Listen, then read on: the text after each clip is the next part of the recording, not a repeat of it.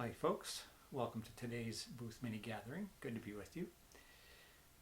I don't know about you, but my sense is that most of us these days are feeling kind of stressed, and there's lots of reasons for that. I mean, if you're a student, you're barreling toward the end of the semester. Sorry to remind you about all that, like you didn't know. And then there's this lockdown thing, right? So if you're watching this, at some other time, this was taped in the province of Manitoba at a period in the pandemic where we just went back into lockdown again.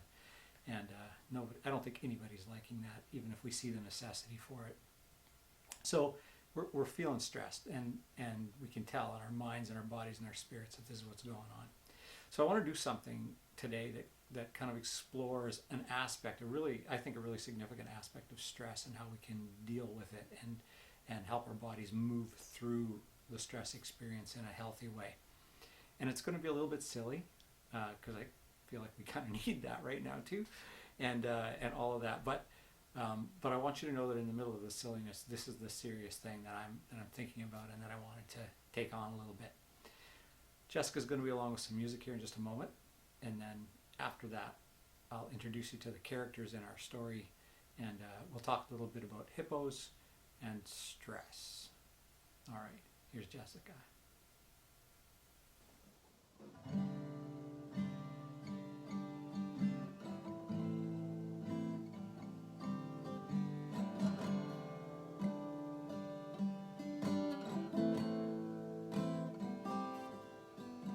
If faith can move the mountains, let the mountains move. We come with expectations, waiting here for you.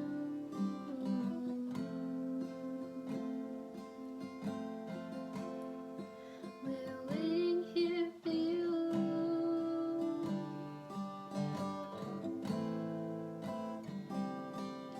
You're the Lord of all creation, and still you know my heart, the author of salvation. You've loved us from the start, and we're waiting here for you, with our hands lifted high in praise. And it's you we adore, singing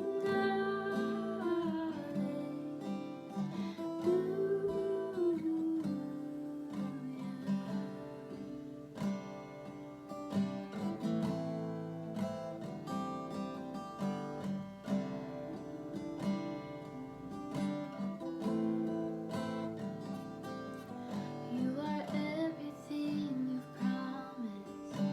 Your faithfulness is true. We're desperate for your presence.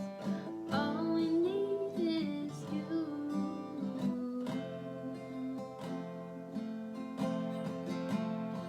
And we're waiting here for you, with our hands lifted high in praise. And it's you we adore, singing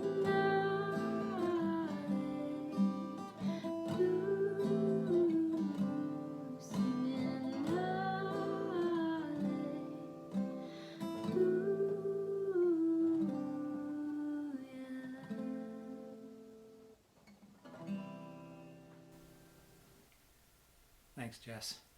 All right, I want to introduce us to the characters in our story. This is a hippo. I've decided to name him. This is Hyper, the hippo, a very important character in our story. Hyper is also the stressor in this story, the cause of stress. That'll become a little more obvious as we go. This is the humans in the story. This is us. This is my handy generic human right here. Okay, so here's the story. human is out for a walk. The world is an interesting place. You're in an interesting part of it. You're in a part of it that has hippos. Hippos are kind of, well, perceived as cute in our part of the world. When I was going to make this video, I was thinking I'd get a hippo stuffy to use in the video. You just try to find a hippo stuffy that actually looks like a hippo. They're mostly purple and pink and like ridiculously cute. So not really what I was after. So we ended up here. But you're out for a walk somewhere where there's hippos with this perception that hippos are cute in your head. And you see a hippo. You decide, hey, that's a cute hippo. I'm going to get a little closer and have a better look. So you go a little bit closer. Hippos like their space, unless they're with one another, in which case they're very cuddly. They don't mind proximity at all, but they don't like proximity to humans. So you get a little too close, and the hippo does this thing that hippos do when they feel like it's time to defend their territory. They open this gigantic mouth of theirs, and they make a noise. And my research suggests that the noise is sort of like a low, rumbly growl. It's very scary. It's not really a roar so much, but it's like this thing. It's a very scary movie kind of noise. So Hyper makes this noise. And then the other thing about hippos is not only are they like the second most dangerous land animal after humans, but they are fast. And they don't really look like they're made for speed, but apparently they can sprint like anything, sort of like bears that way. Good in the quarter mile. So humans are pretty fast too, and especially when we're under duress. Hyper goes and comes after us. So we're running away from Hyper. We're just like, no, gonna die, gotta run. So we're running, and as we're running, we're starting to feel it. Like humans, quick, yes. We also have a little more endurance apparently than hippos. If we've been training for running from hippos.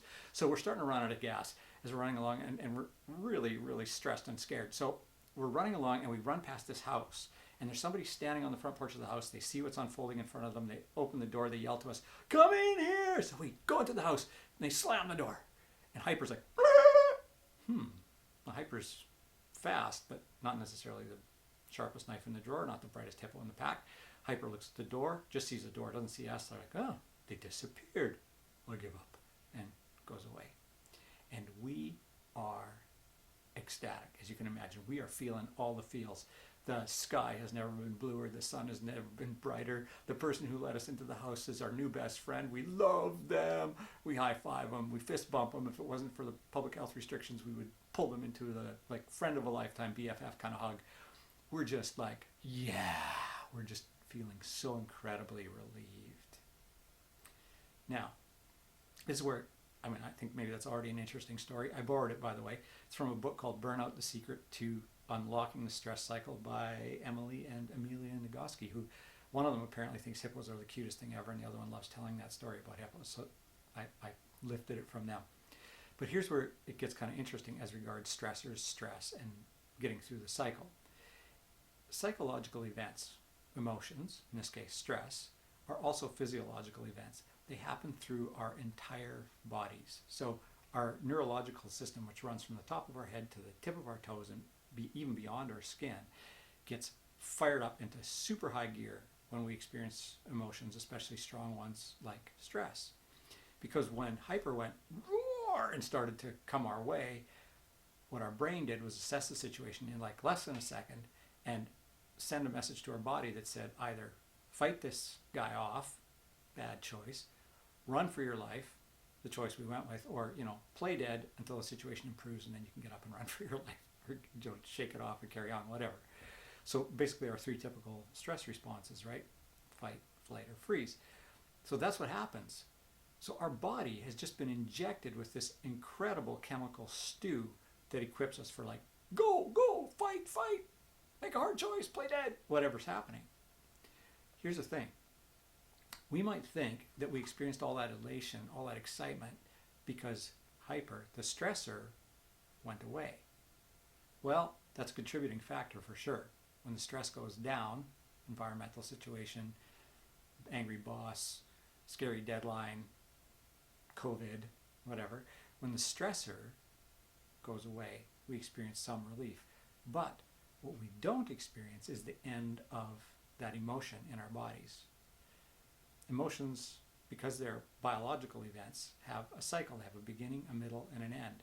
If they were a metaphor, they might be a tunnel, and we have to go all the way through the tunnel to experience relief from them. So even though the stressor is gone, even though hyper is gone, our body's still chock full of stress.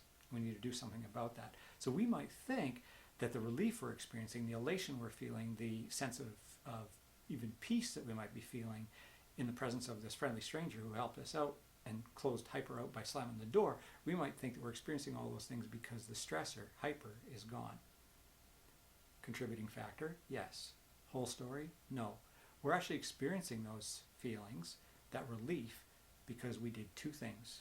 We ran and we had a positive social interaction. That might sound crazy, right? When you think, no, it's because the stressor's gone.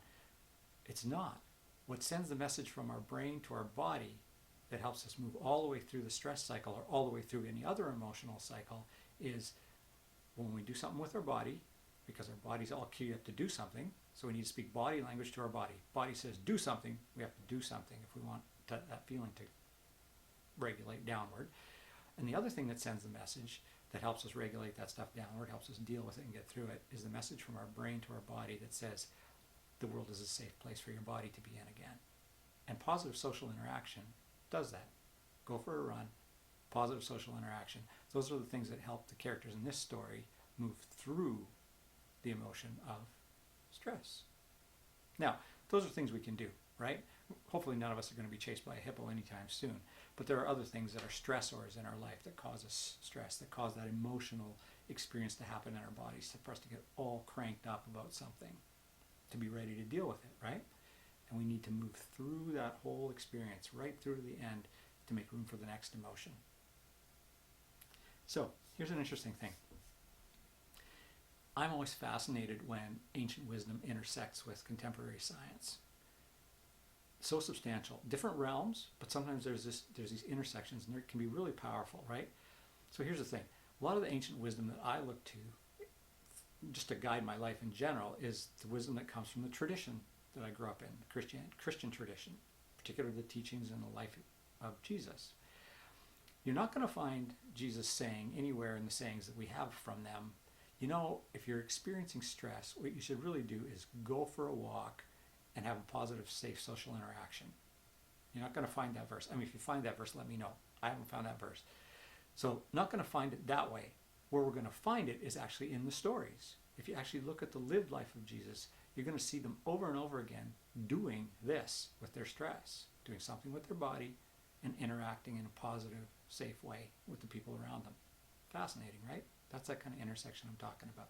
So, next time you're being chased by a hippo or having some other stressor stir up all that go juice inside of your life, make you feel the experience of stress. Next time you're having a stressful experience, just remember, do something with your body, something positive, and have a positive, safe social interaction, and you'll be able to feel the stress draining down and the peace rising up.